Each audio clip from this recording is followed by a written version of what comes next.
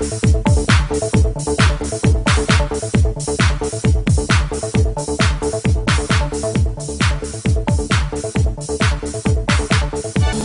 vis de foi et d'amour, tu vis comme si s'approchait le jour. Pour ça, nous tous, on garde en mémoire de dire ton histoire pour ta victoire. Laissez-le rentrer, laissez-le rentrer chez lui en liberté.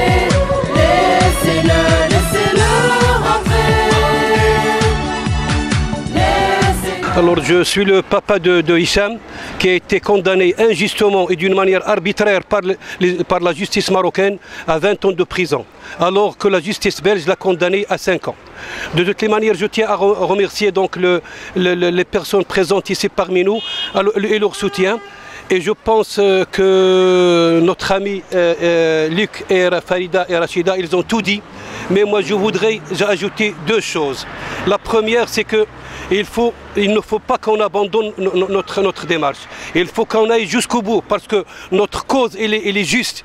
Et parce que moi, je ne comprends pas comment un juge marocain peut prononcer donc une peine de 15 ans, 20 ans, 30 ans, la perpétuité à l'encontre d'un belgo-marocain, alors comme il le condamne à 1 mois ou 2 mois. Et ça, c'est vraiment scandaleux et c'est vraiment injuste. De la deuxième chose, je voudrais donc lancer un cri d'alarme aux politiques belges et au gouvernement belge, parce que ces gens-là, franchement, ils nous ont délaissés, ils nous ont oubliés. Et moi, je dis et je le répète 1000 fois, c'est que nous, tant que Belges, on est considérés comme tant que belgo-marocains, on est considérés comme des Belges uniquement lorsque on réalise un exploit pour la Belgique, ou tout simplement lorsqu'il s'agit donc des choses politiques, lorsqu'il s'agit des élections, soit communales ou régionales et ainsi de suite. Mais à part ça, notre ami Reinders, alors il nous a vraiment délaissés. Et moi je lance un cri d'alarme à son encontre, il faut qu'il bouge.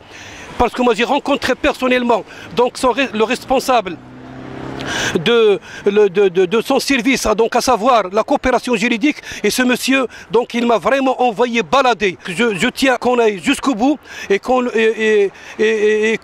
notre démarche ne s'arrêtera pas là, et qu'il faut que...